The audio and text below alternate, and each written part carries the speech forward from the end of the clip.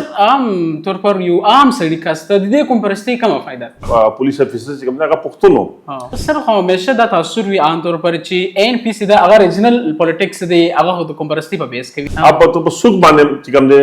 هغه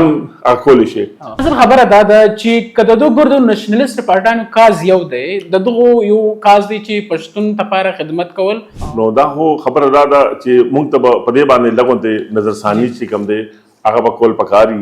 یا بھی نماز پڑھتے ہیں تو موږ کو پښتانه چې کوم دی د څنګه د دین سره د موږ تعلق دی چې د دیوبند مشر چې کوم دی چې جمع دی وي هغه وخت کې نو هغه به د دیوبند مشر چې کوم دی ابا خان عبدالغفار خان چې آیا زه په دونی مشکلات کې يم د دوه ګردو یو نریټیو یو دی مطلب ګول یو دی د پښتون لپاره